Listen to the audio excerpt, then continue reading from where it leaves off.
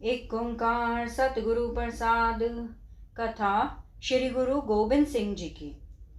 श्री गुरु गोविंद सिंह जी दशम पातशाही। श्री गुरु तेग बहादुर जी के घर माता गुजरी जी की पवित्र कोख से साहिबजादे का पटने शहर में अवतार हुआ। गुरु जी को खबर भेजनी। श्री माता नानकी जी ने अपने पौत्र के जन्म की खबर देने के लिए एक विशेष आदमी को चिट्ठी देकर अपने सुपुत्र श्री गुरु तेग बहादुर जी के पास धुबरी शहर भेजा। गुरु जी ने चिट्ठी पढ़कर जब राजा राम सिंह को खुशी भरी खबर सुनाई तो राजे ने अपने फौजी बाजे बजवाए, तोपों की सलामी दी तथा गरीबों को दान दिया। चिट्ठी लेकर आने वाले सिख को गुरु जी ने बहुत धन दिया तथा खुशी प्रकट की, उसका लोक परलोक संवार दिया। तदुपरांत गुरु जी ने माता जी को चिट्ठी लिखी कि माता जी, इस समय हम कामरूप के पास धुबरी शहर पहुंचकर ठहरे हुए हैं। राजा राम सिंह का काम सवार कर हम जल्दी वापस आपके पास पटने आ जाएंगे। गुरु नानक साहिब आपके अंग संग हैं, आपने चिंता नहीं करनी है। साहिबजादे का नाम गोविंद राय रखना। यह आशीष भरी और धैर्यपूर्ण चिट्ठी पढ़कर माताजी तथा अन्य परिवार के सदस्य बड़े प्रसन्न हुए। जो भी कोई भिखारी या और प्रेमी माताजी को बधाई देने घर आता, माताजी उसको धन, वस्त्र और मिठाई आदि से प्रसन्न करके घर से भेजते। घर आने वाली औरतों के छाये परछाये से साहिबजादे की रक्षा के लिए माताजी अनेक प्रकार के बचाव करते रहते। जैसा कि दर्शन करने आई औरतों को साहिबजादे के दर्शन दूर से ही आप उठाकर करवा देते, किसी अपरिचित आदमी को घर के दरवाजे तक न आने देते, क्योंकि बालक रूप कृष्ण भगवान को कंस की भेजी पूतना दाई ने अपने स्तनों का विष लगाकर दूध पिलाकर मारने का यत्न किया था, परंतु कृष्ण जी आप परमेश्वर अवतार थे, वह बच गए थे तथा पूतना पापिन को मार दिया था। इसी तरह श्री गुरु हरगोबिंद जी को बालक रूप में पखयारन दाई स्त्री ने अपने स्तनों को विष लगाकर तथा घर के एक रसोइये ने दही में जहर मिलाकर मारने का यत्न किया था, परंतु आप जी को गुरु अवतार होने के कारण कोई अनर्थ न पहुंचा। इन बातों को याद करके माताजी किसी को देखने दिखाने के लिए साहिबजादे को नहीं देते थे। पीर भीखन शाह ने दर्शन करने। पीर भीखन शाह गांव कुड़ाम रियासत पटियाला के रहने वाला एक खुदा रसीदा साईं लोग अपने गांव ठसके जिला करनाल में ठहरा हुआ था। रविवार पोख सुदी सप्तमी को जिस समय साहिबजादे का पटने में जन्म हुआ, पीर अपनी इष्ट को याद में बैठा हुआ था, उसको अकस्मात ही पूर्व दिशा से रोशनी दिखाई दी, जिसको देखकर उसने अनुभव किया कि इस दिशा में इस समय कोई महापुरुष पैदा हुआ है जो जोर जुल्म के अंधेरे को दूर करेगा। पीर ने शीघ्र ही उठकर पूर्व दिशा की ओर मुंह करके प्रणाम किया। पीर ने शिष्यों ने पूछा कि पीर जी, मक्का काबा तो पश्चिम दिशा में है, तुमने पूर्व की तरफ प्रणाम क्यों किया है? पीर ने कहा, यह इसलिए कि इधर आज दीन दुनिया का वाली मानवीय शरीर धारण करके प्रकट हुआ है। अब मैं उनके नूर दर्शन करने पटने जल्दी जाना चाहता हूँ। तदुपरांत पीर भीखन शाह तैयारी करके अपने 2 शिष्यों को साथ लेकर धीरे धीरे पटने पहुंच गया।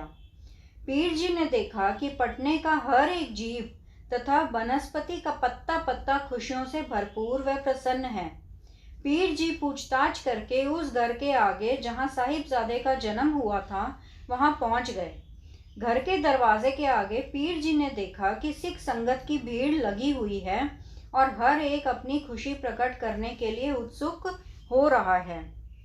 पीर जी ने मामा कृपाल चंद जी को मिलकर प्रार्थना की कि हम बहुत दूर पंजाब प्रदेश से साहिबजादे के केवल दर्शन करने ही आए हैं, हमें दर्शन करवा दो। जब मामा कृपाल चंद ने माता नानकी जी को जाकर यह बात बताई कि एक मुसलमान फकीर अपने 2 शिष्यों के साथ साहिबजादे के दर्शन करने पंजाब से आया है, तो माता जी ने मन में बहुत डर कर कहा कि बादशाह गुरु घर से विरोध रखता है, आगे श्री गुरु तेग बहादुर जी को उसने दिल्ली बुलाया था तो उनको अपना वचन पूरा करने के लिए शीश देना पड़ा। यह पीर मुसलमान है, क्या पता किस बात के लिए यह आप आया है, या इसको किसी विरोधी ने साहिबजादे को कोई नुकसान पहुंचाने के लिए ही भेजा है। माताजी से विचार करके मामा कृपाल चंद ने बाहर आकर पीर को कहा कि साईं जी, जब तक इनके पिताजी इनके दर्शन न कर लें तब तक किसी गैर आदमी को इनके माथे लगाना ठीक नहीं है। तुम कुछ महीने ठहर कर फिर आ जाना, तब तक इनके पिताजी भी आसाम से वापस आ जाएंगे। अब तुम्हें जिस चीज़ की ज़रूरत हो वो ले लो। परंतु पीर ने कहा, मुझे इनके दर्शनों के बिना किसी चीज़ की ज़रूरत नहीं है। यह खुदा रूप है, मैं इनके दर्शन करके ही जाऊंगा। परंतु जब फिर भी माताजी ने इनकार किया तो पीर खाना पीना छोड़कर दरवाजे के आगे आसन लगाकर बैठ गया। जब 3 दिन इस तरह बीत गए तो पीर का पक्का हठ देखकर माताजी ने कृपाल चंद को कहा कि पीर को साहिबजादे के दर्शन करवा दो। कृपाल चंद सुंदर वस्त्रों में लपेटकर साहिबजादे को दोनों हाथों से उठाकर पीर के पास ले गया। पीर भीखन शाह ने बालक रूप के दर्शन करके नमस्कार किया और फिर 2 कुजियां, एक में दूध और एक में पानी डालकर साहिबजादे के आगे रखी। साहिबजादे ने अंगड़ाई लेकर अपनी बाहें लंबी करके दोनों कुजियों पर अपने दोनों हाथ रख दिए। यह देखकर पीर बड़ा प्रसन्न हुआ और उसने प्रणाम करके नमस्कार किया। जब यह कुजियों वाली बात पीर जी से पूछी गई तो उसने बताया कि यह मैंने इनकी परीक्षा ली है कि यह हिंदू धर्म का पक्ष धारण करेंगे या मुसलमान का, परंतु इन्होंने इशारा किया है कि इनके लिए दोनों धर्म एक जैसे हैं। इस उपरांत पीर बालक रूप गुरुजी की महिमा पर गायन करता हुआ वापस ठसके नगर को चल पड़ा। गुरुजी की बाल्यावस्था।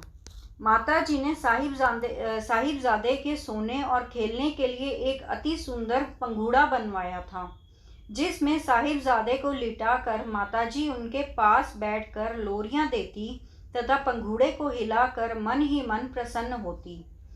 आप जिनके हाथों के कड़े, पांव के कड़े और कमर की तागड़ी के घुंघरू खनखनाते रहते।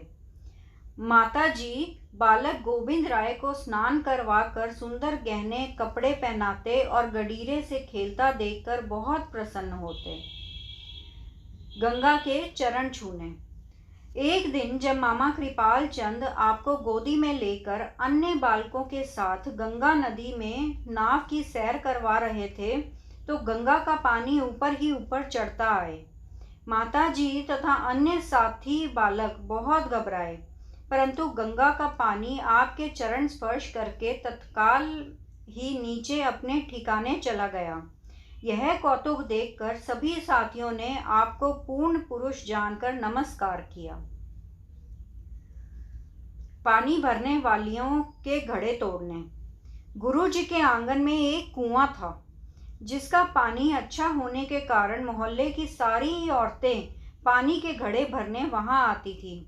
जब यह औरतें पानी के भरे हुए घड़े सिर पर उठाकर चलती तो आप जी पीछे से गुलेल का निशाना मारकर उनके घड़े तोड़ देते थे। उनके रोज के उलाहनों को सुनकर जब माताजी आपको तोड़ते तो आप हंसकर दौड़ जाते तथा बात को टाल देते। इस रोज के कलेश से तंग आकर माताजी ने गुरु नानक साहिब जी का नाम लेकर प्रार्थना की कि महाराज, इस कुएं का पानी खारा हो जाए, जिससे ना पानी भरने औरतें आएं और ना ही कोई उलाहनों का काम हो। अतः माताजी की प्रार्थना स्वीकार हो गई और कुएं का पानी खारा हो गया। औरतें पानी भरने से हट गई।